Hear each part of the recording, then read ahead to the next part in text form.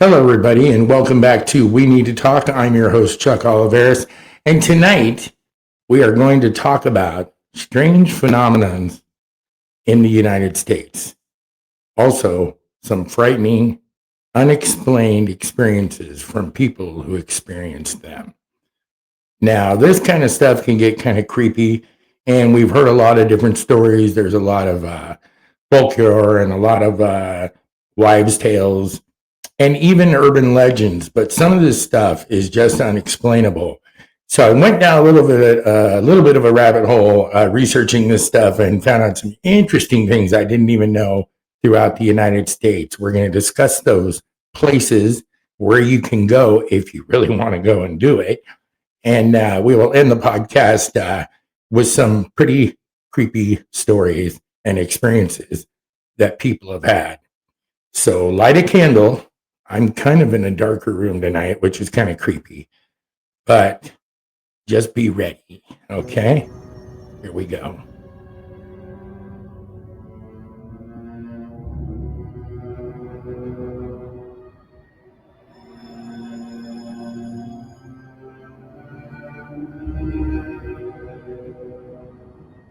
Episode 54 of We Need to Talk About This, Strange Phenomenons in the United States. Real stuff, real things that you may or may not have heard of. And I think it's pretty interesting because as I was reading them, I was kind of getting creeped out by them and stuff. One of the first ones that I came up with and came across was the Alaskan Triangle. Now we have, as you guys know, we all have the, the Bermuda Triangle, right? But there's a lot of these triangle things throughout the United States. Now, I had not heard of the Alaskan Triangle. I have some cousins, some family that lives up in the Kenai Peninsula of Alaska, and I have to ask them about this, and I'm pretty sure they'll know about it. It's kind of a creepy deal here. The Alaskan Triangle, kind of similar to the Bermuda Triangle and stuff like that, but basically the way they describe it is saying is the Alaskan Triangle is a vast remote region between, it looks like Juneau and Anchorage, and I can't even say that other name, formerly known as Barrow, known for a high volume of unexplained disappearances, with over 2,000 people vanishing since 1972. It is considered a hotspot for paranormal activity, UFO sightings, Bigfoot encounters, and severe, often fatal navigational anomalies. So this triangle is very, very interesting because there's a few of them throughout the United States where this specific activity or incidents have happened and they're unexplainable. Very, very interesting. Native American curses here. It says legend holds that the Hockomock Swamp, which is a place where spirits dwell, was cursed by the Wampanoag people due to poor treatment by settlers. This is cryptids and creatures. Reports include Bigfoot-like creatures, great snakes, thunderbirds, and mischievous creatures from the Wampanoag folklore. Paranormal and UFOs, numerous accounts of orbs, black helicopters, UFOs, with a famous 1970 report of a police officer cruiser being lifted up by an unknown force. So this is interesting, right? And again, it's another triangle, and there's a bunch of these out there. So it's so interesting to me. The key details of the Alaskan Triangle say the location, it covers a massive, largely uninhibited and rugged wilderness area spanning from the southern coast up to the northern coast. The theories are explanations for high disappearance rate range from natural causes such as extreme weather, treacherous terrain, glaciers, to the supernatural or fringe theories, including magnetic anomalies, energy vortices, and alien abductions. I had not heard about the Alaskan Triangle. Of course, we all know the Bermuda Triangle, but I had not heard about the Alaskan one. So this one intrigued me, and there's a lot of information on it. You can look these up. Any of these things I discussed tonight, you can look up and check out more details and more stories about these places. Key incidents there, the area gained notoriety in 1972 when a plane crash involving U.S. House Majority Leader Hal Boggs, which triggered one of the largest yet fruitless search and rescue operations in U.S. history. The disappearance rates, reports suggest that the rate of missing persons in the region is more than double the national average. More than double the national average. That's crazy, right? Environmental factors. The region features dense forests, icy, mountainous terrain, including the Alaskan range, which make obviously the search and rescue operations extremely difficult. So Alaskan Triangle, some suggest that the magnetic activity in the area can cause a compass to be off by 30 degrees, contributing to the high number of air disasters in that area. And just to give you an idea of where this is, so here's a map of the Anchorage area in Juneau there, and I'm probably saying that wrong, but that is your Alaskan Triangle right there. So very, very interesting stuff. And again, there's more than one triangle in the U.S. with this weird kind of activity. But if you know that area or you ever lived up there, you probably have already heard about this. The Alaskan Triangle is a remotely, roughly defined region between, we already said that, over 16,000 people have vanished. So now it's like something up to like 22,000. And it increased since the 1980s. It's known for the high profile disappearances, as I said, extreme magnetic interference, and indigenous legends of the Kushtaka, which is obviously the Indian tribe there, and a shape-shifting, malicious creature. Ooh, that's weird.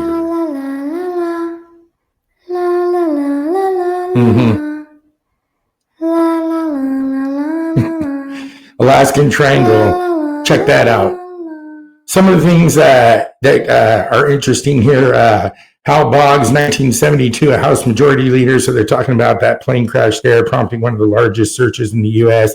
A C-4 military transport in 1950, a plane carrying 44 people disappeared near the Yukon border with no debris ever found. The Dark Pyramid. A theory suggests that an ancient large pyramid is buried underground, causing significant energy vortexes and electromagnetic anomalies that disorient travelers. So there might be some validity to that if there is an underground thing like that. But again, these are just people that have researched it over the years. This has been going on for years. So all these places we're going to talk about tonight, the activity still exists today. Here's the legends from the indigenous people there. Lore tells of a shape-shifting land otter man that lures people to their death. The Octavius in 1762, a British ghost ship found in the 1770s with its crew frozen below decks, sometimes linked to the region's mysteries. Possible explanations, they say, of course, the magnetic interference we were just talking about, compasses can be off and all that kind of stuff, and the geographic factors come into play. The combination of rugged, uncharted mountains and massive glaciers and so forth. Really interesting stuff. Sightings of UFOs, ghosts, and aggressive Bigfoot creatures have been reported in the so-called Alaskan Triangle, but the area is also known for a remarkable number of unexplained disappearances, as we said. Since 1970, see now it's 20,000 unexplained disappearances that have been recorded in the sparsely populated patch of land between Anchorage and Juneau in the south on the north coast. Considering the rugged area and low population, that figure comes out at well over twice the national average for the United States of missing people. If anyone has more literature or links about any of the cases of the UFOs, Bigfoot, mysterious disappearances, etc. in this region, it'd be a fascinating rabbit hole to go down. So I thought that was pretty interesting. Did not know about the Alaskan Triangle, which kind of segued me into Teos, New Mexico. So the Teos hum. Some people have heard about this. So apparently there is a hum, like a noise that you can hear in Teos, and not everybody can hear it. But this also has been going on for years, this little small town here in New Mexico. And there's a hum, and apparently like 2% of the population are only ones that can hear it. It says the hum is a persistent low-frequency humming or rumbling noise heard by a small percentage of the population in various, often isolated locations worldwide, with no universally identified source. It is often described as sounding like a distant diesel engine idling. In the United States, major locations include Teos, New Mexico, Kokomo, Indiana, and West Haven, Connecticut. they are the ones who can hear that. And again, it's not universal. Only a small, specific portion of population, often around 2% in surveys, can hear it. So that's kind of interesting, right? Makes me want to go to Teos and listen for the hum and see if I'm one of the 2%.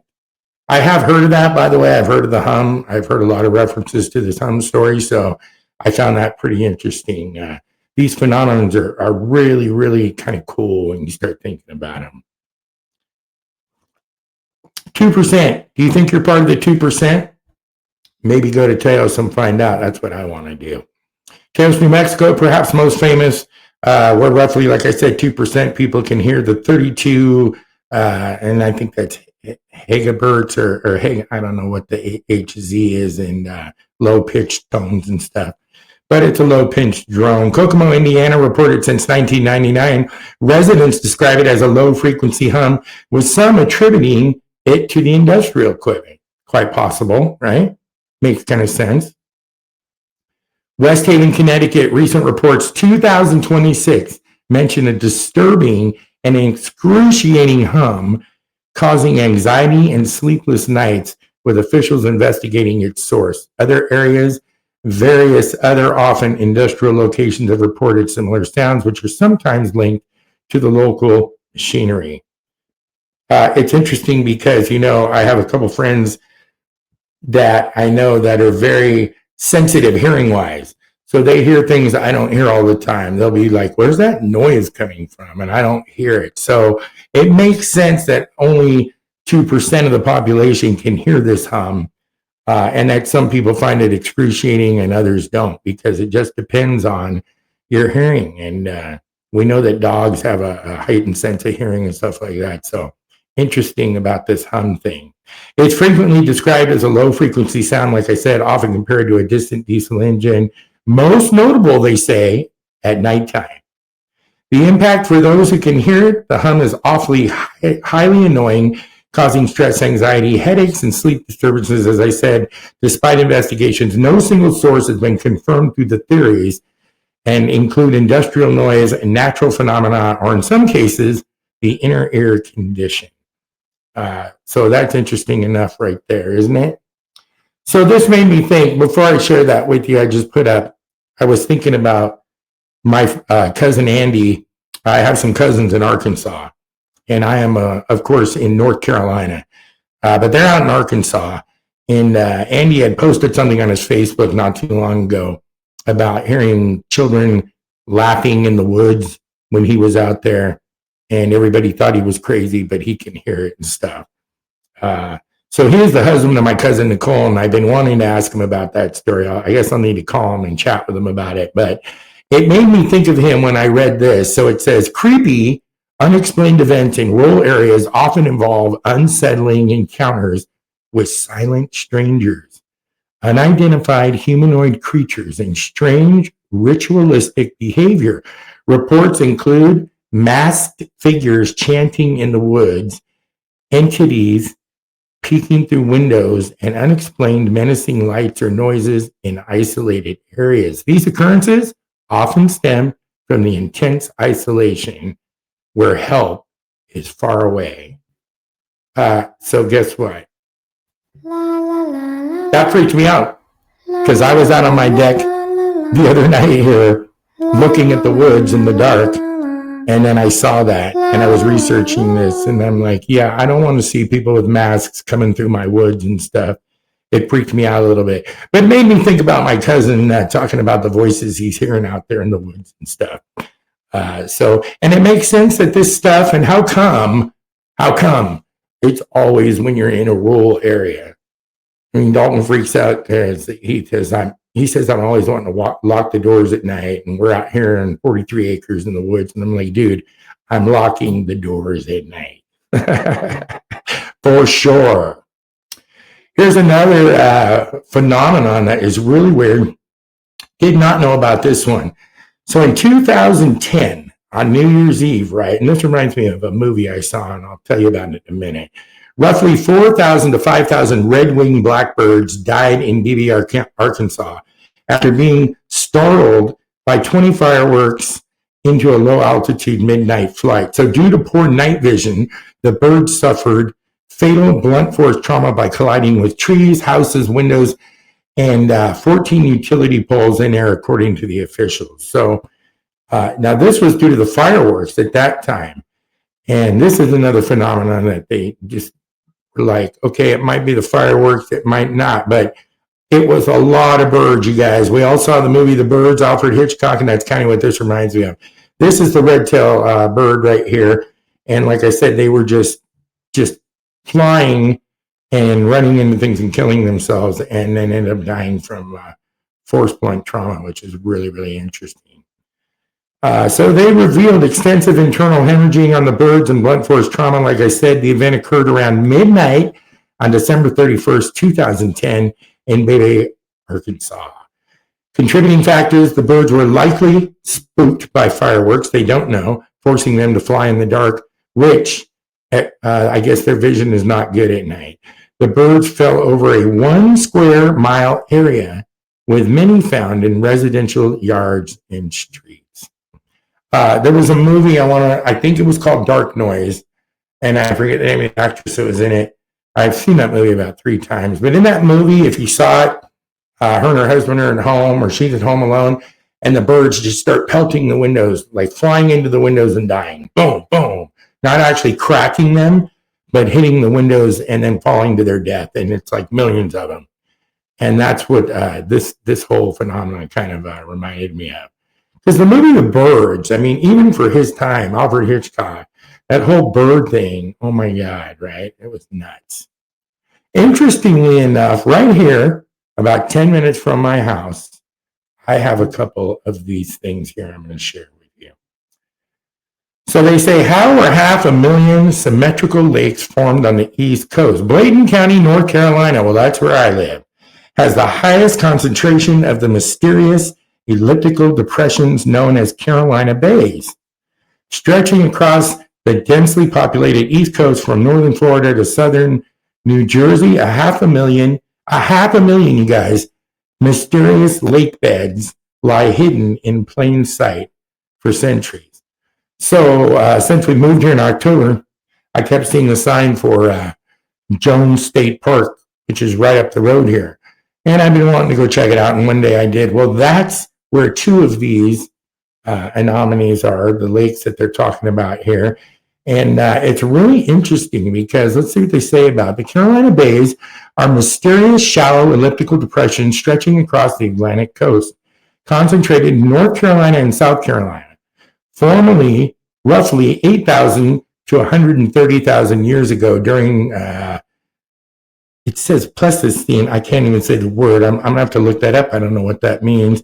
These are often water-filled features were likely shaped by ancient wind and water currents, or as some theories suggest, by ice debris from a meteor impact.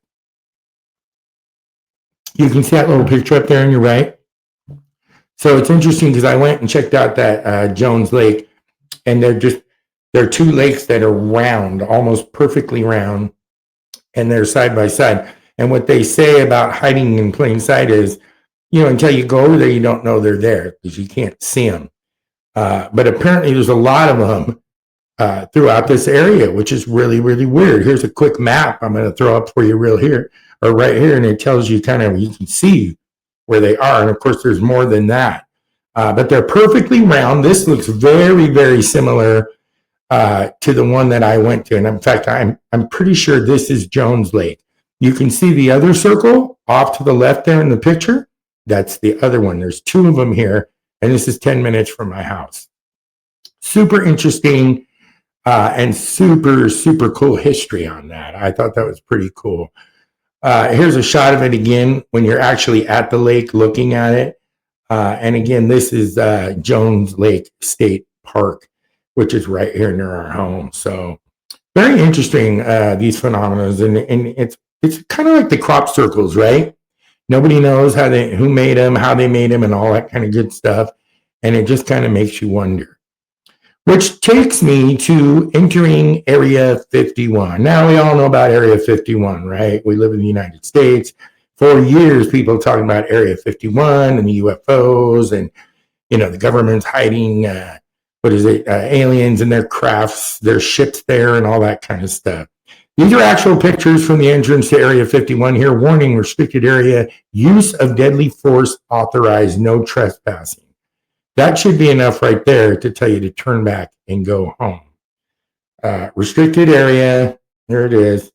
You can see nuclear weapons are illegal, blah, blah, blah. So it's just super, super interesting. In fact, I just saw an interview with Barack Obama the other day because President Trump was talking about releasing UFO files. You guys heard about all that.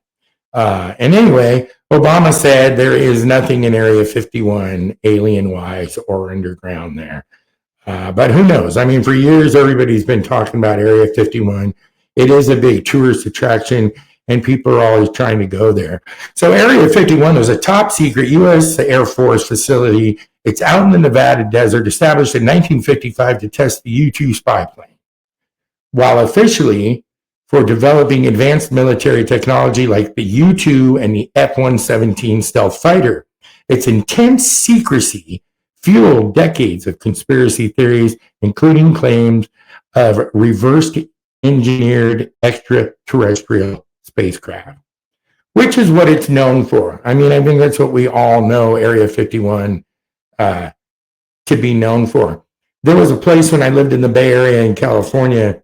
It was out, if you got on Highway 5 and you're heading down to LA from the Bay, there's a facility of some kind we'd see all the time as you're going toward Patterson, if you know that area.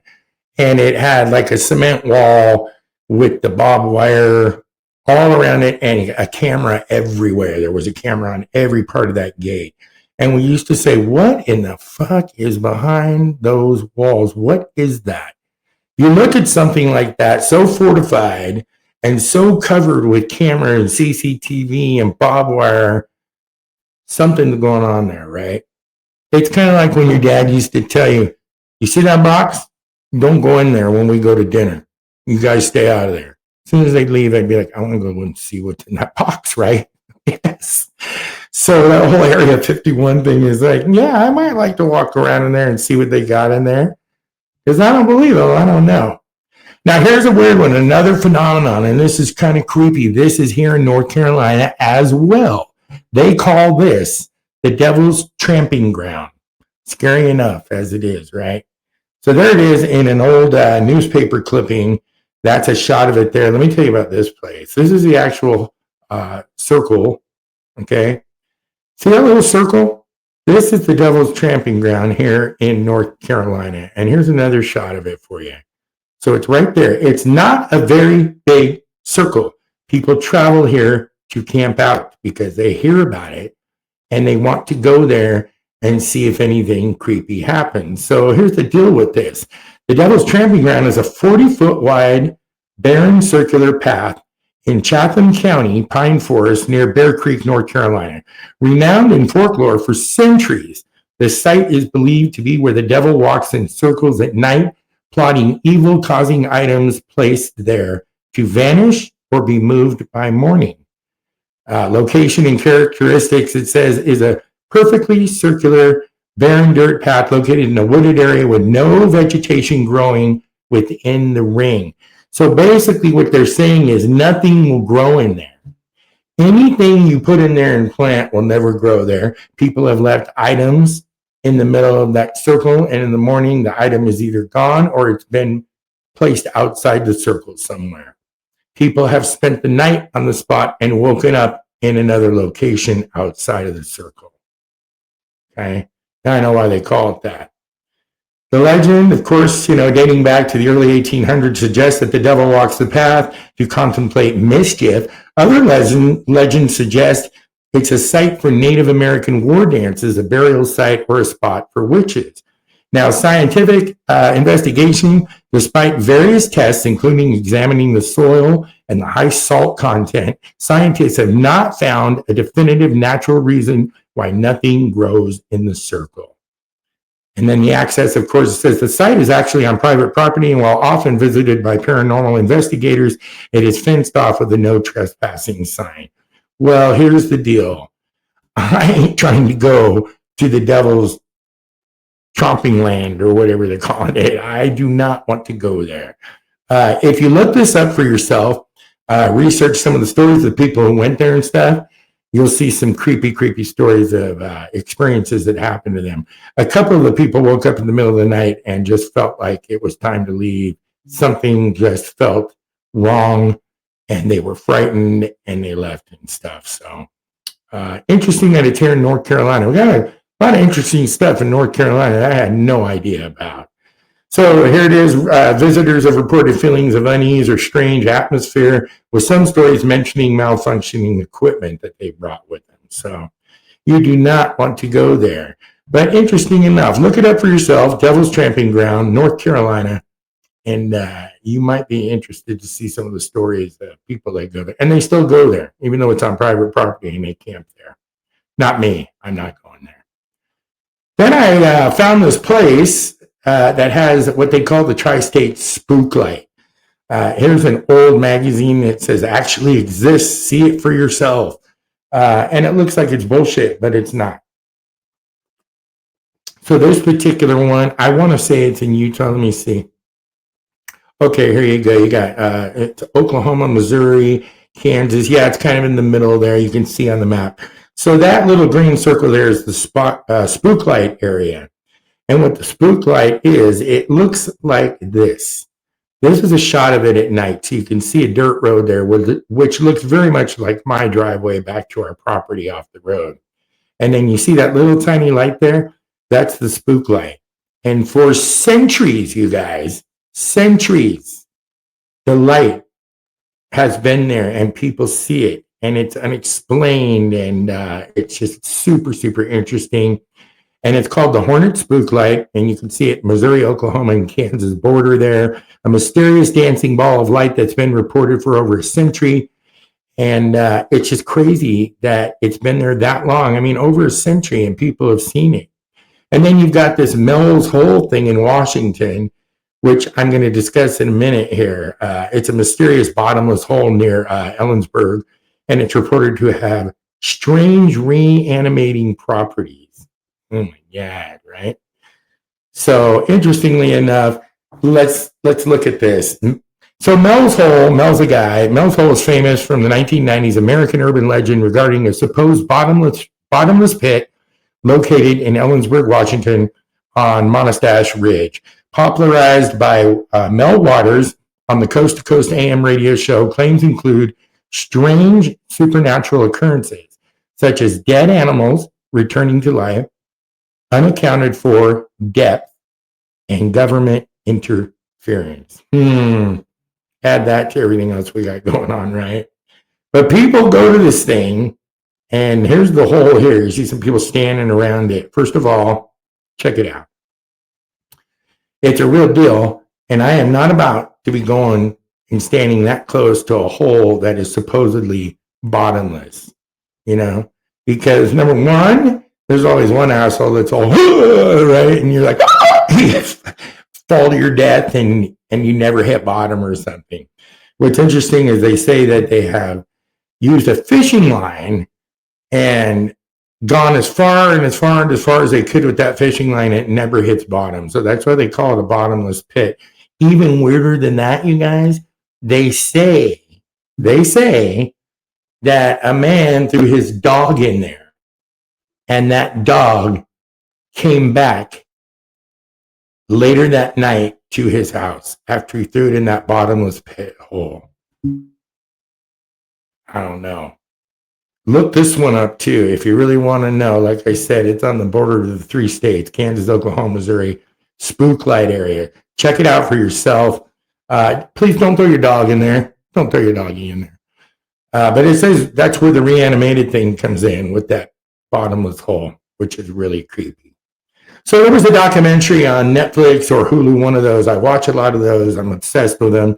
And there was one on the secrets of the Skinwalker Ranch. Some of you are probably familiar with this ranch. This is the ranch that's in Utah. Here's a little map of kind of mapping out the area that is the Skinwalker Ranch. Lots of phenomenal, weird things happen here.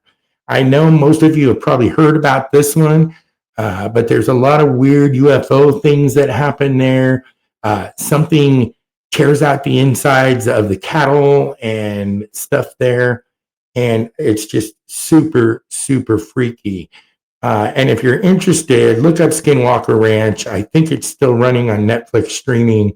And it's kind of interesting to listen to the stories and the things they find on this ranch or the things that happen on it. Really, really weird. So we talked about the other triangle thing, right? Check it out. Here's another one. The Bridgewater Triangle. Okay, look at this. 1983, cryptozoologist Lauren Coleman published this book, Mysterious America. In it, he describes a 200 square mile region in southeastern Massachusetts with a long history of paranormal activity he called the region. So the Bridgewater Triangle, very similar, like I said, we all know about the Bermuda Triangle. We were just talking about that other one. So it's interesting to me that all these places with weird phenomena, activity that can't be explained is in a triangle. Does that mean something? I don't know. We need to get Sheldon Cooper over here and look into this thing. So Bridgewater Triangle, interesting enough, is a roughly 200 square mile area, like I said, Massachusetts, re-owned as a premier hotspot for paranormal activity, or renowned for UFO sightings, cryptid creatures, and the 17th century curses. Coined in the 1970s by cryptozoologist Lauren Coleman, the area connects Abington, north, Freetown, southeast, and Rehoboth, southwest, with the 16,950 acre Hockomock Swamp acting as its epicenter. So interesting enough, right? I mean, all these triangles, you got to wonder, what does the triangle mean? Why are all these places in a weird triangle area? I don't know. I think it's very, very interesting. That was Area 51. We just talked about that. So if you go around the United States and you want to take a fun road trip, well, by God, go ahead and do it.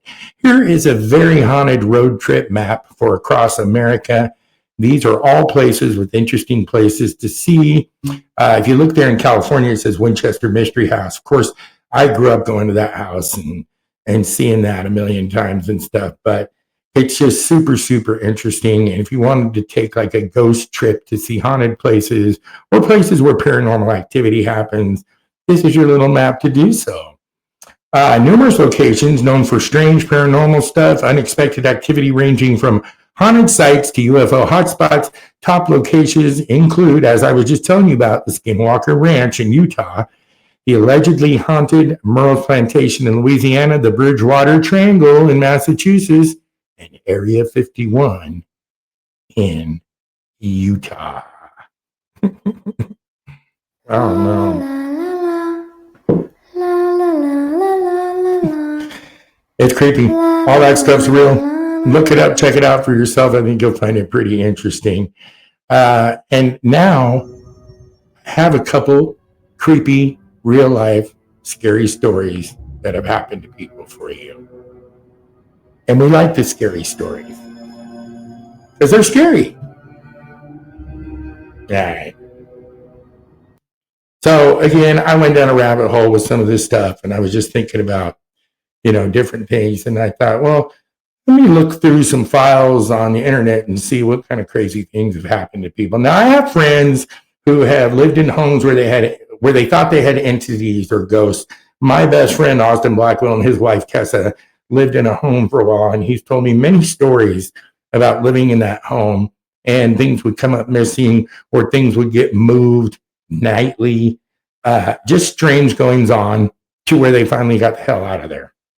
And there's a lot of stories like that, right? You always hear people say, and I even remember as a child, my cousin Arlita and Billy Pinedo, they had a home in Berkeley, California. And as kids, we would go to their house and we would play with their kids. Well, it was a very old house, like straight up out of a horror movie. It was cool though, right? It had a grand staircase. And there were even stories at one point that the house was haunted and that Arlita was the only one that the ghost would let go up the stairs. Like you could try and go up the stairs, but you couldn't get past like the fifth or fourth stair, but she could. We never experienced that. We'd play upstairs with their kids all the time. But we were playing with a Ouija board one night in this creepy ass house. Didn't know any better. We were really young. And we were upstairs in that bedroom, my sisters and them. And the window of the bedroom blew open. We had the candles lit and everything. And the window blew open. It wasn't even a windy night. But I remember that specific activity. And we were kind of done doing it after that. And I don't know that we ever went up and played with the Ouija board anymore. Austin, by the way, my best friend, he's so frightened of Ouija boards. He's like, get that thing out of my house. I don't even want to look at it. He's just, he's a believer, so he don't want to see that. So creepy stories and incidents that have happened to people. Let's start with this one, okay? This guy says, I'm home alone and suddenly started hearing whispering, like someone audible whispering that sounded like a group of people progressively leaning closer and closer to my ear while whispering aggressively. My cats reacted as well, and it was creepy as hell. But there was nothing there, and he never found out, why he heard that. We've all done things, or sometimes you'll come home and your house feels a little weird. And you're like, this is weird. And it's like, you have to trust your spidey senses sometimes. If you feel like somebody's in your house, somebody's probably in your house. I mean, hopefully not, but weird things like that happen. Another incident happens right here. The guy says, I was home alone in my room with the door closed, and I heard someone say my name. I assumed it was my mom back from the mall, so I raised my voice a little bit and said out loud, what? No response. I didn't hear anything else. So I went back to reading. A few minutes later, someone repeated my name a little louder, so I yelled out, what? A little louder. I didn't get any response. So I thought, whatever, they'll get me if they need me, which is what anyone would do if you're living with your family, right? The third time I heard my name, the person shouted it, and they sounded angry. I was annoyed. So I got up, opened my door, and yelled out, what? But the house was completely empty. I've heard people talk about this before, where they came home and they were upstairs or something, they heard their dad or whatever, and they tried to respond and answer him, and then they went downstairs and nobody was there, and then they called the dad and the dad was at work and blah, blah, blah, but they claim it was their father's voice calling it. So I've heard about things like this. How do you explain these things? I don't know. They're just, there's too many of them to say that it's not happening. So interesting reads, right? So this guy says, I checked all the rooms and all the closets and checked outside, but literally nobody was there. When my family got back from the mall, I asked if they had come home and left again, and I just didn't notice. My sister said, no, we've been at the mall the whole time, the last 2 hours. My name also isn't a basic name that can be confused for any other sound. So I know I heard my name loud and clear. So there you go. Here's another one, guy says, I woke up at like 4 or 5 a.m. to the sound of someone very loudly banging on my door. Right?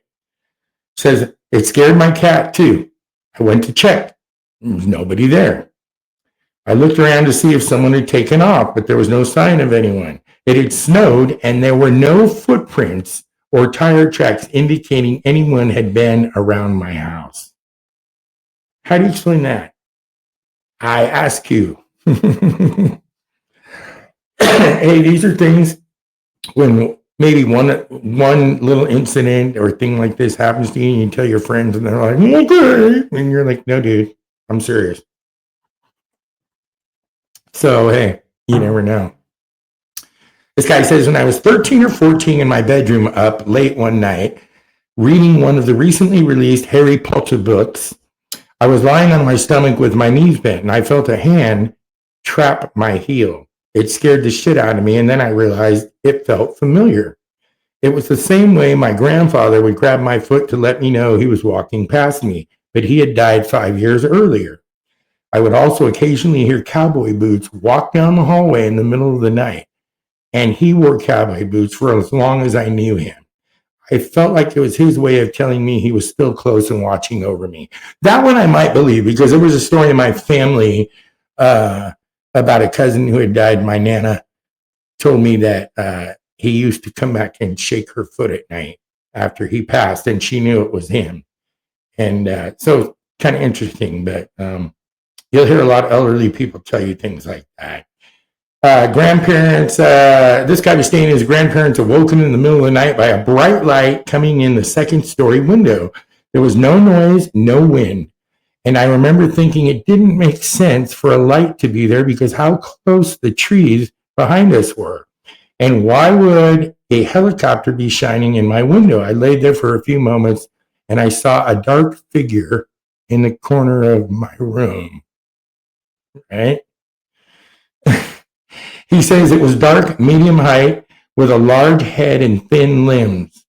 I studied the figure for a moment. It moved, and then I jumped out of bed, ran through my bathroom that connected to the laundry room and down the hallway into my grandparents' room. I slept on their floor for maybe 2 weeks. I probably would have done that too if this was a young kid. Could have been a dream, right? But that whole scary thing of in your room at night, if you look long enough, you're going to see something move. Maybe just don't look. I don't know. Here's another one. The guy says he was the first one to come into the office one day, picked up the phone to make a call, and it didn't ring, but there was no dial tone. That alone was kind of unsettling, he said. Then I heard a raspy voice say, "Help." I slammed the phone down in pure terror, picked it right back up to check my sanity, and just heard a dial tone. My only logical explanation is that I happened to pick up the phone before it rang. Our number was sort of similar to the hospital's, so we occasionally got wrong numbers. Maybe someone was trying to call the hospital, he thought, and I just happened to pick it up perfectly before it rang. But what are the chances? No one else was in the office. Nothing like this has ever happened again. It was the creepiest thing that's ever happened to me. I just hope it wasn't some poor guy's last attempt to call the hospital and he was getting his number and he hung up on him because he was terrified. That is kind of a weird one. It's kind of a weird one. This guy says, I heard a lot of weird shit in the house when I grew up. Mostly footsteps and sometimes voices. A lot of people that lived in homes that claim they hear things. Some of them unbothered by it, that stay living there, right? This guy says the creepiest one was when I was waiting up for my parents to get home from an office party and I heard the back door open. At the same time, I heard the door open and my dog got up and trotted downstairs to see who was there. I heard two women talking and I was confused because I didn't know why my mother would have brought somebody home with her. Then my dog started losing his shit and barking his head off. When I ran downstairs, there was nothing there. I feel oddly compelled to also mention there was another incident where I heard a woman screaming at the top of her lungs in the basement. That time I had a friend with me. We were doing our makeup in the bathroom. She screamed her head off, so I know she heard it too, and we both heard footsteps coming up the stairs. She locked us in the bathroom and refused to open the door until my mother got home, apparently telling her not to worry because stuff like that happened all the time. Well, that wasn't very reassuring, she said. It's like I said, I have friends that live in homes that they claim have an entity or something in them, and some of them are not bothered by it. And I guess if you don't have a negative energy entity, you're okay. But I just don't want any entity in my space, right? Yeah, I don't care. I don't want it there. Our next story says he heard whispers coming from his wardrobe in the middle of the night. So, you know, wardrobe are those big dressers you keep clothes in and stuff like that. I heard whispers coming from my wardrobe in the middle of the night. I checked it and no one was there. But there was a doll, an old Raggedy Ann type doll I bought years ago in Turkey among random clothes and accessories. I never had any issues with it before, but I can't help thinking it was coming from that. After that, it happened a few more times. And once I asked whatever it was out loud to stop and go away, it never happened again. So they tell you if you have a entity, some sort of paranormal activity where they are bothering you like this in a home and stuff, you're supposed to tell it to go away. And usually they will go away. So it's interesting that this particular story, she tells the doll or whatever, and she felt like it was the doll, she said, which tells me if they were just closing this thing, that maybe there's some bad juju there. Who knows? Hey, in this day and age, with everything we're finding out now about our world, who knows, right? So kind of crazy there. This guy says, I just recently moved out of a very old rental. I was aware of a murder that happened in 2021 in one of the basement bedrooms after I moved out, he said. Or after I moved in, but I wasn't about to move again because I didn't have the money to do it. So I wrote out the lease. I was always on the edge of my seat in that house, but nothing ever happened. I had everything out except for a few things in the storage room under the stairs in the basement. I was standing there taking a breather because I was fat. I love how honest they are. Taking a breather because I was fat. I was standing in front of the storage area, and both bedrooms were directly to my left. My dog upstairs starts growling and barking at the top of the stairs. Then I hear a very loud sound like fingers snapping. A loud whistle from one of the bedrooms, and I nearly shit my pants. Well, yeah. I stood there frozen for a while my dog came down the stairs and ran into the room. No windows were open or anything. Okay, that's kind of creepy, right? He says, I eventually went into the room assuming some dickhead was in there and wasn't supposed to be there, and nobody was there. I left the rest of my stuff in the storage room, took my dog and left, sent the landlord an apology and a text and said, keys in the mailbox. Right? Because that's what I would do. I'm out, motherfucker. One of our last stories says this actually happened not too long ago, but I was sleeping or close to sleeping in my bedroom, and suddenly I heard a very loud, fast footsteps getting closer to me. It sounded like someone was running downstairs into my apartment. It was very loud, like stomping. I'm in a basement apartment, but the stairs are outside and they're concrete and on the other side of the apartment. So it wasn't from them. It literally sounded like it was through the wall beside me. It scared the shit out of me and my heart was pounding, right? I grabbed my knife. I was convinced for like a week that my neighbor upstairs had a secret staircase into my apartment. So that's another thing you hear all the time, right? You hear footsteps and stuff like that.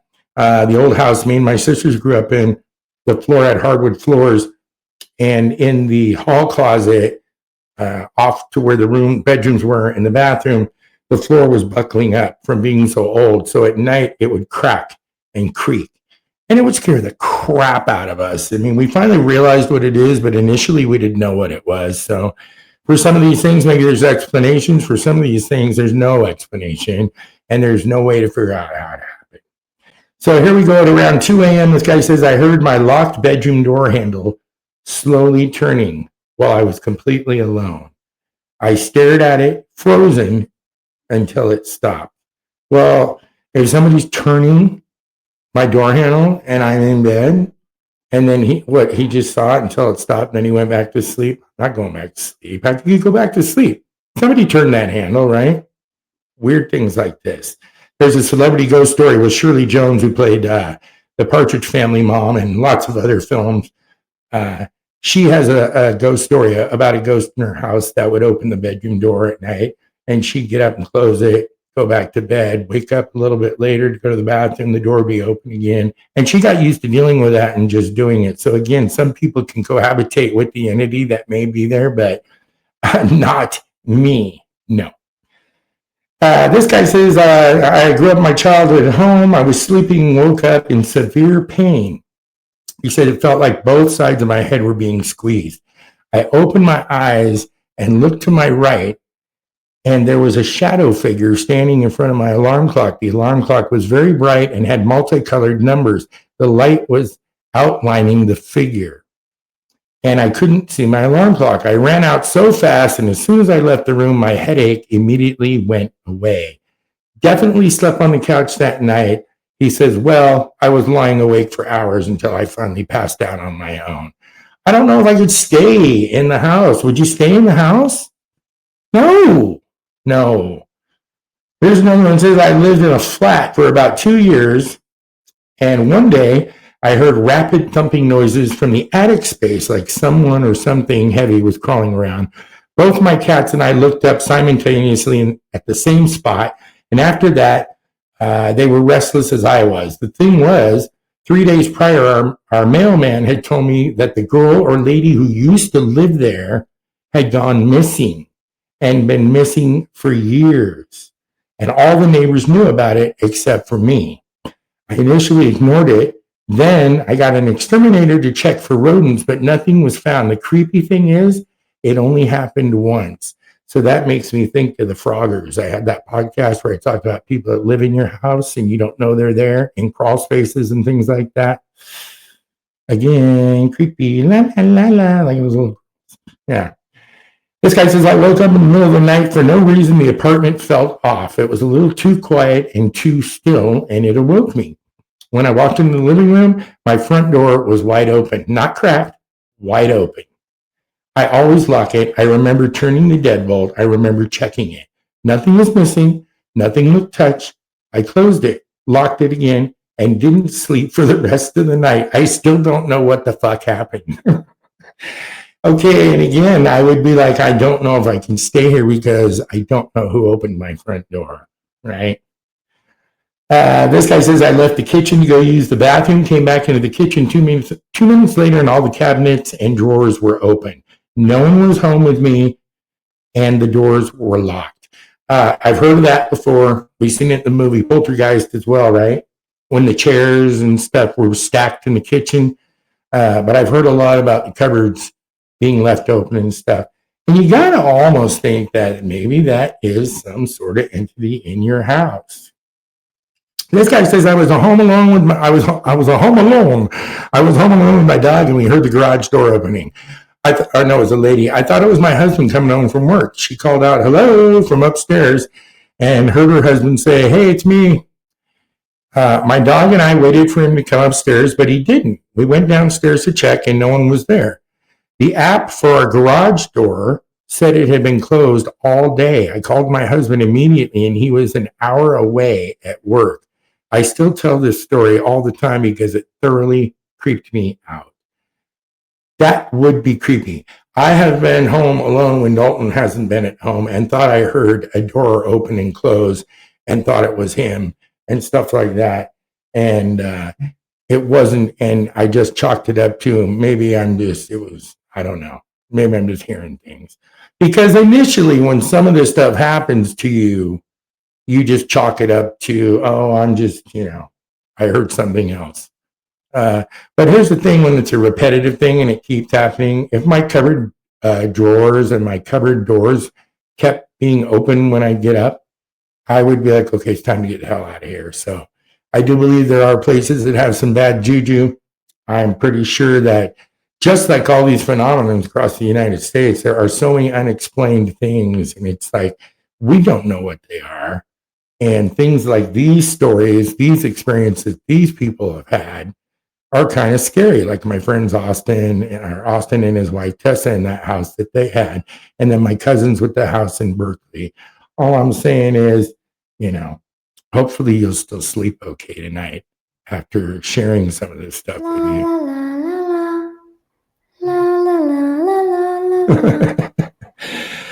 Anyway, I'm hoping it don't happen to you. It hasn't happened to me yet, and I really don't want it to. So let's hope it doesn't. This has been We Need to Talk on Chuck Oliveris, episode 54. We will see you in 2 weeks. Hope you found it interesting. Have a good night, everybody.